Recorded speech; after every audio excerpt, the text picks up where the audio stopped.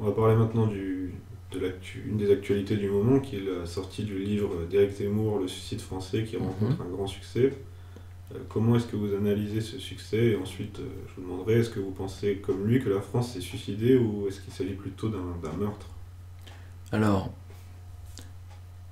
comment je l'explique? Bah, d'un côté, c'est très drôle parce que très peu de temps avant la sortie du livre d'Éric Zemmour, il y a eu le dernier ouvrage de Christophe Gully, La France périphérique. Eh Que bien, Zemmour apprécie beaucoup d'ailleurs. tout à fait. D'ailleurs, le prix du livre impertinent auquel participe Éric Zemmour vient de couronner le livre de Gully. Christophe Gully est un homme extrêmement brillant qui fait de ce qu'on pourrait appeler de la microgéographie. C'est-à-dire qu'il voit il collecte des données comme rarement, particulièrement dans sa spécialité, rarement un intellectuel l'a fait, vraiment en plus particulièrement chez les géographes, parce que lui est vraiment géographe de métier, de formation et de métier, il fait et dans les services des collectivités territoriales pour la cartographie, si mes souvenirs sont bons, et c'est un homme particulièrement brillant, proche chevènementiste, quoi. Et proche de Chevènement en tout cas. Et qu'aujourd'hui Chevènementiste a peut-être plus grand intérêt. Mais c'est la France périphérique qui a acheté les deux Zemmour. Moi je serais très très curieux d'avoir une cartographie des achats. Très très très curieux. Aujourd'hui ce serait faussé par les achats Amazon. Mais de voir les ventes en librairie, je serais très très curieux. Moi je suis absolument pas surpris. Et aussi, il y a un autre phénomène.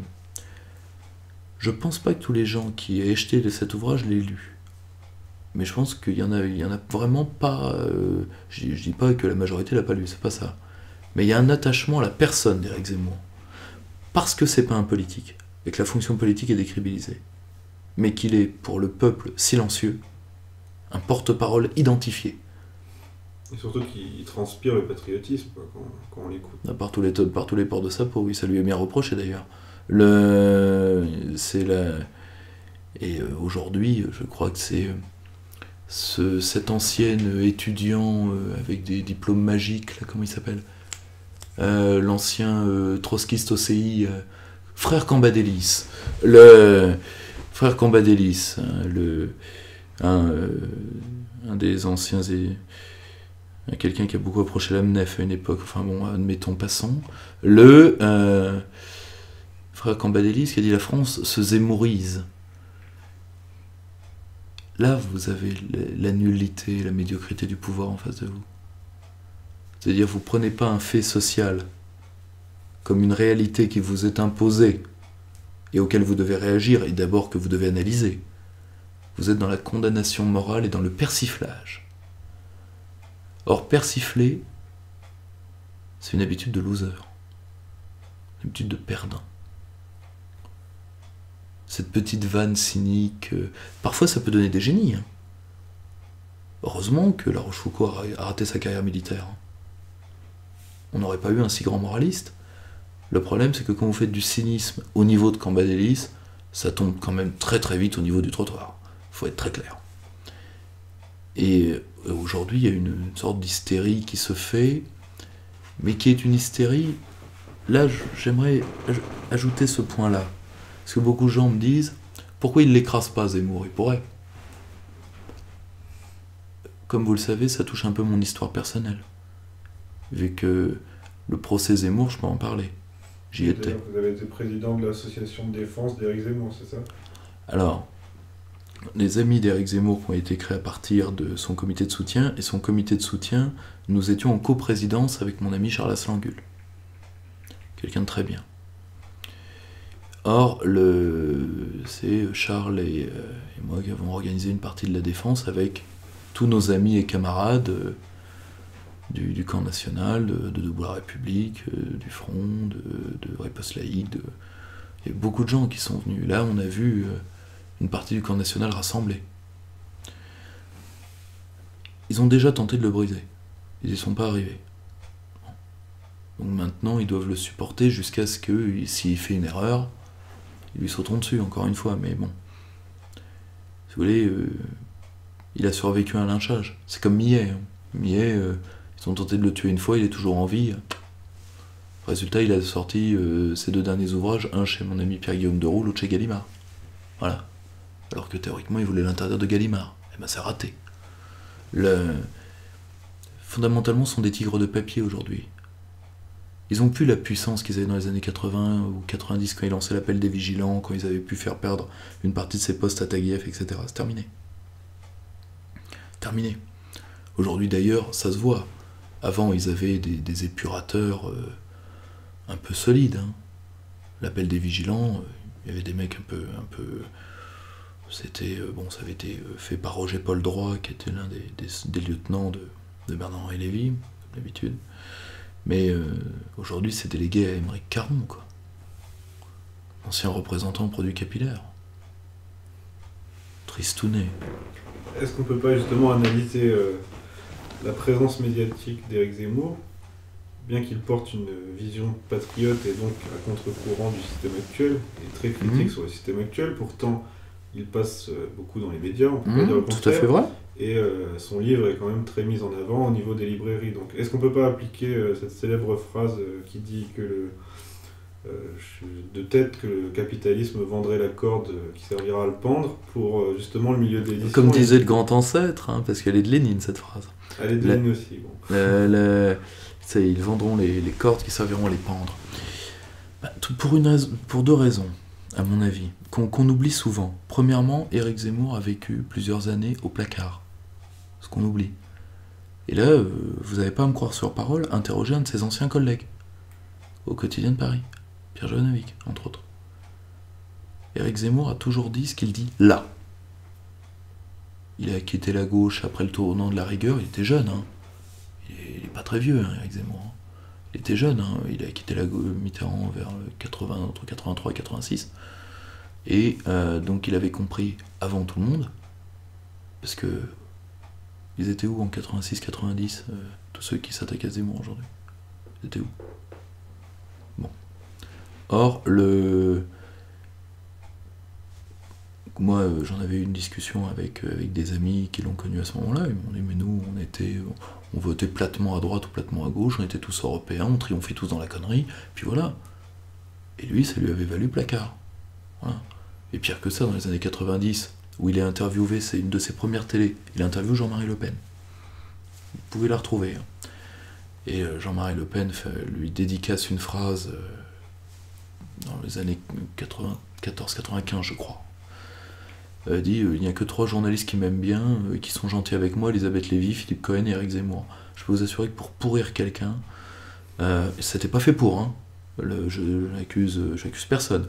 Mais par contre, dans le milieu journalistique, quand vous avez un compliment de Jean-Marie Le Pen public, au milieu des années 90, bon. Donc c'est quelqu'un qui avait été mis au banc pour ses idées, mais à un moment, le phénomène... Ce sont 3 journalistes de confession juive. Est-ce que c'est oui, mais attention, qui avait des rapports, si vous voulez, Philippe Cohen, avant tout, ce qui définissait Philippe Cohen, c'était d'être le plus brillant des journalistes de sa génération avec Pierre Péan. Le plus brillant. D'ailleurs, de la génération juste après celle de Pierre Péan. Pierre Péan est plus âgé. Si vous voulez, Philippe Cohen, moi j'ai eu le plaisir et l'honneur de le croiser une fois ou deux. Nous avions des amis en commun parce que ça a été une terrible perte.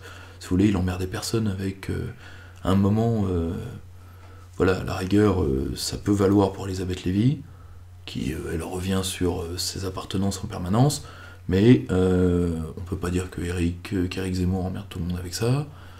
Voilà, si vous voulez, est-ce que Jean-Marie Le Pen l'a fait sciemment? Je ne sais pas, faudra lui demander. En tout cas, moi, si vous voulez, si on arrêtait de juger les gens sur ce qu'ils sont ou ce qu'on pense qu'ils sont, mais plutôt sur ce qu'ils font.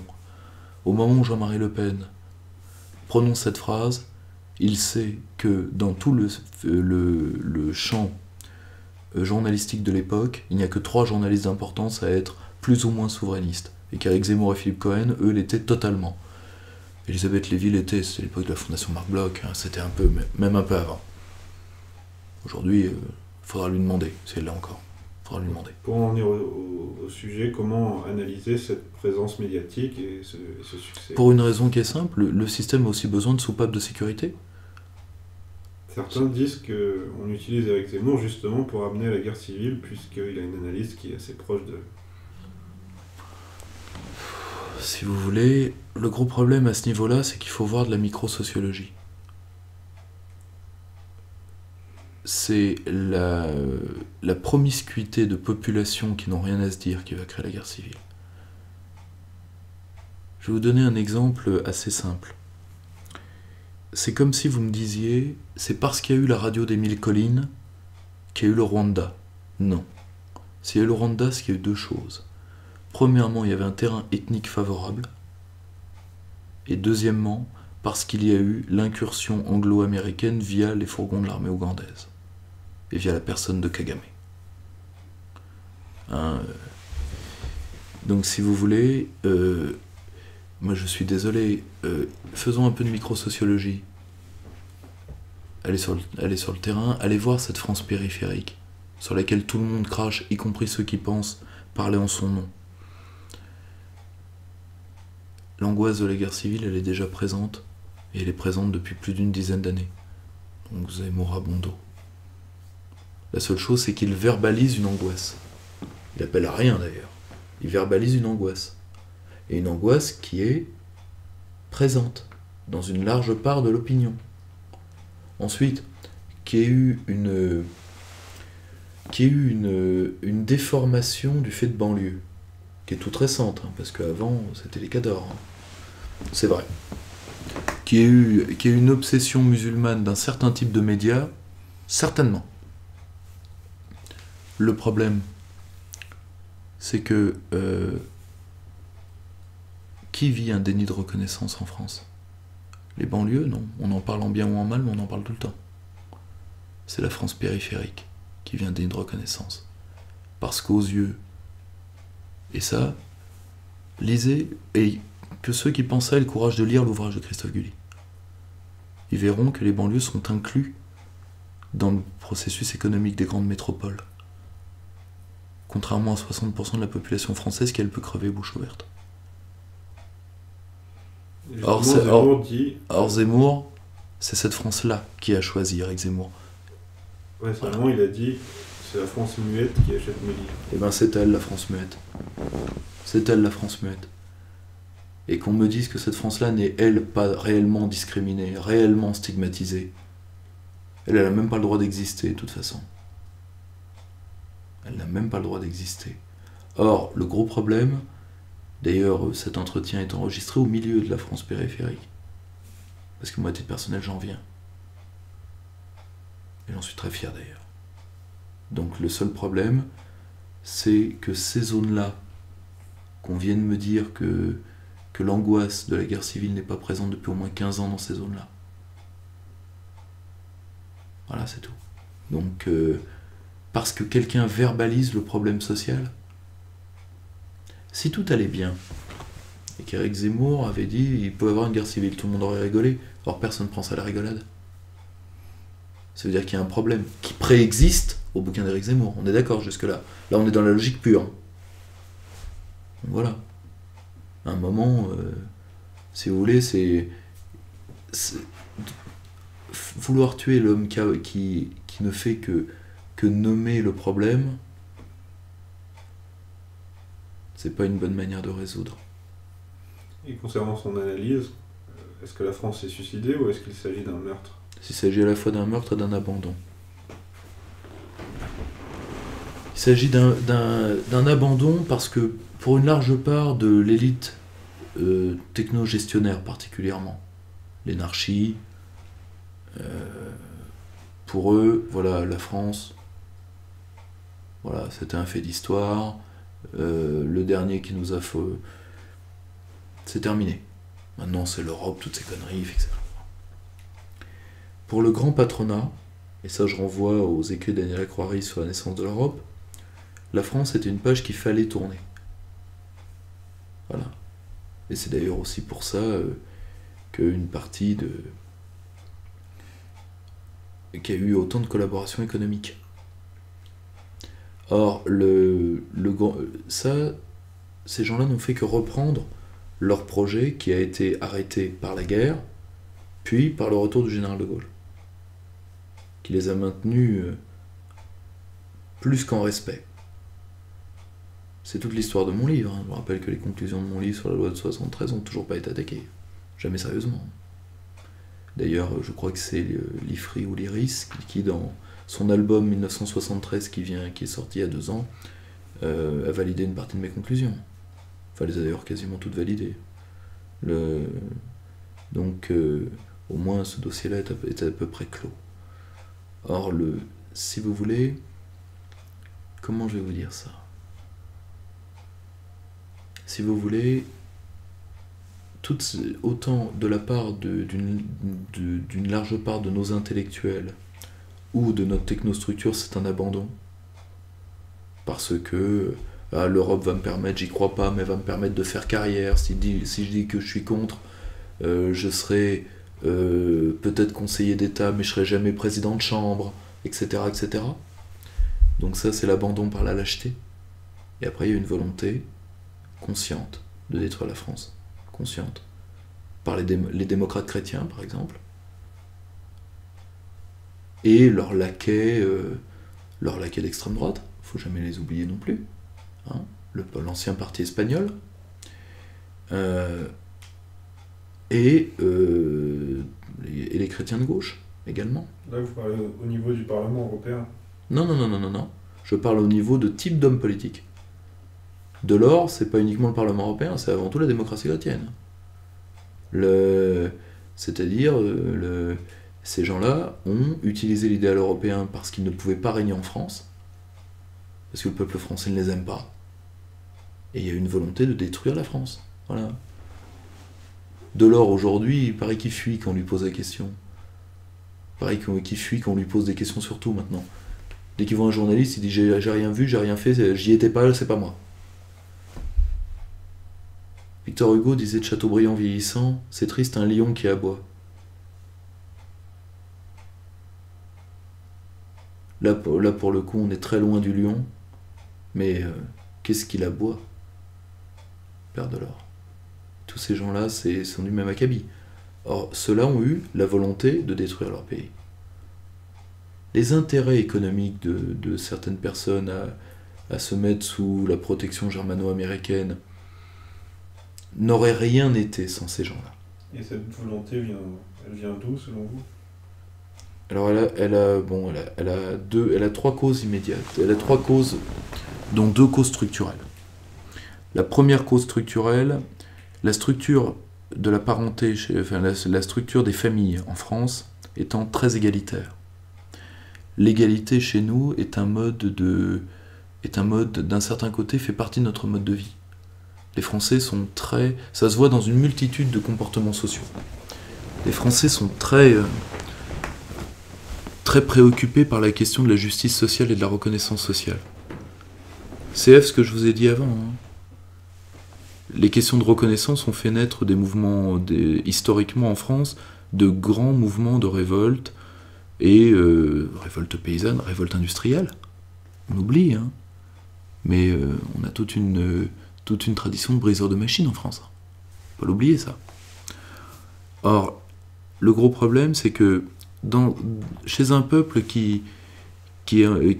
pour qui comptent les idées de justice et d'égalité, comment l'élite va arriver à se distinguer?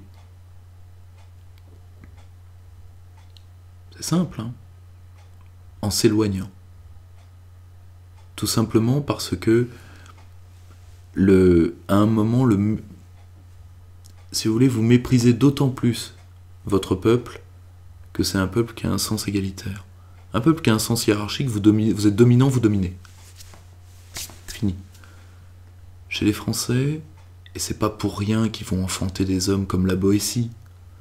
La Boétie qui demande au roi, qui dit mais tu n'as pas la force physique dans le discours de la servitude volontaire. Tu n'as pas la force physique pour contrôler tous ces hommes. Alors d'où vient ton pouvoir? Qu'as-tu fait pour être roi? Si ces hommes se retournaient contre toi, que pourrais-tu faire physiquement? Rien. C'est pas pour rien qu'on a enfanté des penseurs comme ça, et qu'il y a toute une école contractualiste du pouvoir en France. C'est-à-dire le pouvoir est avant tout, je te donne une partie de ma souveraineté Déjà celle que j'ai de tuer mon propre voisin. En échange, tu m'apportes la paix par l'État. Et tu m'apportes la sûreté, la sécurité. Ce qui est aussi les exigences d'un peuple paysan. Faut jamais l'oublier. Bon. Et dont l'imaginaire symbolique et politique a été très ancré par le monde paysan, quoi qu'on en pense. Or, ça se voit dans notre rapport, entre autres, par exemple, à certaines méthodes techniques comme l'intelligence économique. Je vous renvoie, vous devriez interroger Christian Arbulot là-dessus. Il y a beaucoup de choses à vous dire. Or, le grand problème, c'est que l'élite, face à ce peuple égalitaire, va vouloir toujours se distancer. Et fondamentalement, l'élite, une partie de l'élite en France, va abandonner la France par degrés. Ça, c'est la deuxième grande raison structurelle. Et je pense que ça commence en 1815. Pourquoi ? Parce que, à travers l'empereur, ils aimaient la France dominante. Mais c'est facile d'aimer ce qui domine. C'est plus difficile d'aimer son pays quand il n'est plus rien. C'est facile d'aimer quelqu'un qui a fracassé toute l'Europe. A raison d'ailleurs. En tout cas, dans des guerres défensives pour beaucoup. Mais une partie... Je pense que les meilleurs hommes de l'empereur sont partis... Rappelez-vous, ce superbe livre s'appelait La Grande Armée de la Liberté. Une partie est allée libérer l'Amérique latine. Par idéal bonapartiste. Peut-être qu'eux, ils auraient dû rester, vu ce qu'on a eu après. Et si vous voulez, une fois que l'empereur est battu, contrairement à ce qu'on croit, l'Empire britannique ne commence pas avec la chute de Napoléon. C'est débile. Napoléon n'a pas de grand rapport avec l'histoire de l'Empire britannique. Par contre, la chute de l'empereur réanime l'anglomanie des Lumières. Et derrière l'anglomanie des Lumières, il y a quelque chose de bien pire. Il y a le fait que les élites françaises ont toujours cherché des maîtres et des modèles étrangers pour se distancer de cette populace d'où ils viennent. Le maître espagnol, on s'en rappelle peu, mais qui nous a légué le parti espagnol, dont est issue une large partie de l'extrême droite actuelle, agent de l'étranger depuis toujours, l'anglomanie délirante chez quelqu'un comme Voltaire, délirante, la germanophilie délirante, l'américanophilie d'aujourd'hui arrivée à un point radioactive, mais demain, s'il faut porter un sari ou se faire brider les yeux, mais ils le feront. Vous inquiétez pas, ils le feront. Pour une raison qui est simple, c'est qu'ils se sont défrancisés. Je vais vous donner un exemple tout bête. Est-ce que ce que je dis, vous le comprenez bien là ? Là, est-ce que j'essaie d'être assez clair ? Je vais vous donner un exemple tout bête. À une réunion récente, non, pas tout à fait récente, elle était en juin, de spécialistes de la défense, tout le monde avait le dernier ouvrage traduit de Kennan, qui s'appelle Le Retour de la géographie, publié aux éditions du Toucan. Kennan et Kagan sont tous les deux des penseurs néoconservateurs. Et d'ailleurs, la femme de Kagan a joué un rôle assez lourd en Ukraine, vu que c'était elle l'ambassadrice américaine au moment de Maïdan. Bon sang ne sait mentir. Et tout le monde, ah oui, le dernier ouvrage d'un grand auteur américain. Et un homme qui est un homme absolument brillant, qui a une revue magnifique qui s'appelle Africasie, que je vous recommande à plus d'un titre en termes géopolitiques, qui est Charles Abévière, leur dit, ça va, André Siegfried, l'école géographique française de la Troisième République faisait mieux que ça. Silence de mort. Le problème, c'est dans tous les détails. Il y a une préférence étrangère qui souvent, en plus, n'aime que les caricatures de l'étranger. À la rigueur, on aimerait ce qu'il y a de grand aux États-Unis, à la rigueur. Or, en réalité, on aime la tambouille globiche que les Américains exportent à l'étranger pour ne pas avoir à la bouffer chez eux. C'est horrible. C'est-à-dire, on n'aime pas la grande gastronomie de l'Empire, on aime le fast-food, quoi. Voilà, point barre. Si vous voulez, ça c'est les deux raisons structurantes. Premièrement... Depuis que la France ne domine plus, les élites cherchent un autre... Ça avait commencé avant. Ça avait commencé aux Lumières. Parce que les Lumières sont... Il y a deux choses dans les Lumières. Il y a une tentative de réaffirmation et de réenracinement de l'idée, entre autres de l'idéal chrétien. Toute cette partie-là a été un échec. Ce sera repris au XIXe siècle d'ailleurs. Et il y a un autre parti qui est anglomane et même pro-étranger d'un point de vue débile. Quand Diderot va faire mumuse avec Catherine II, la France est beaucoup plus... J'aime pas le terme avancé, parce qu'il inclurait une supériorité morale qui n'est absolument hors de propos.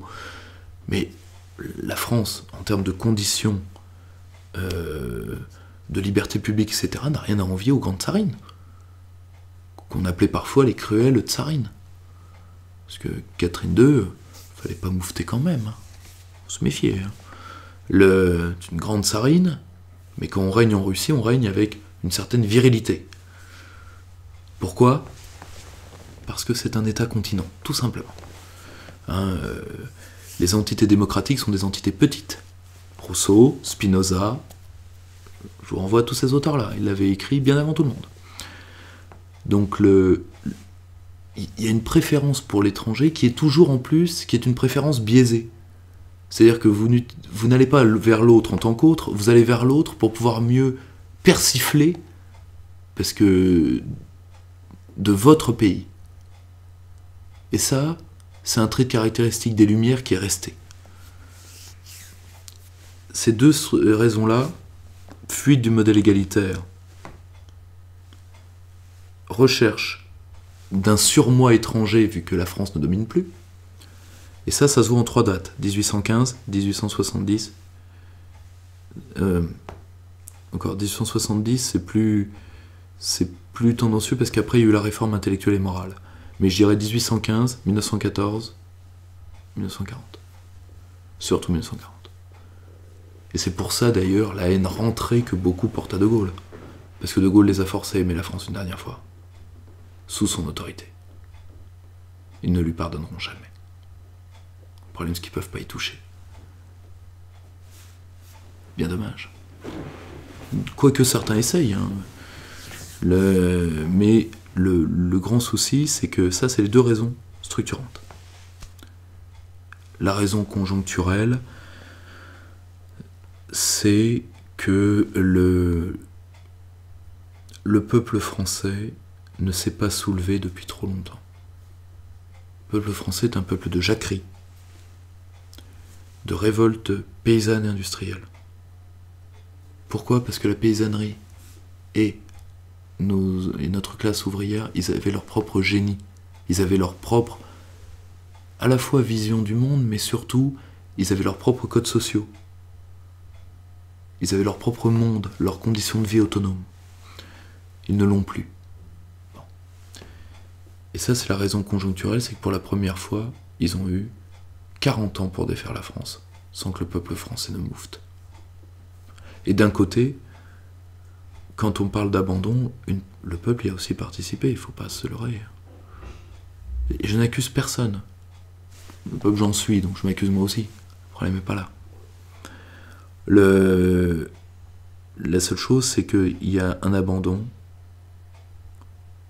et il y a un abandon, et il y a une tentative de meurtre. Mais pour l'instant, c'est une tentative.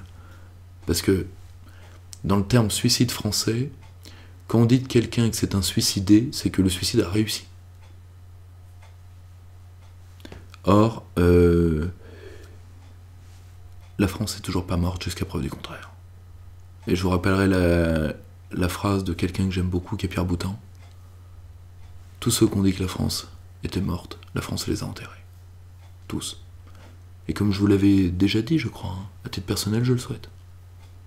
Que la France m'enterre. Et j'espère bien qu'elle me survivra.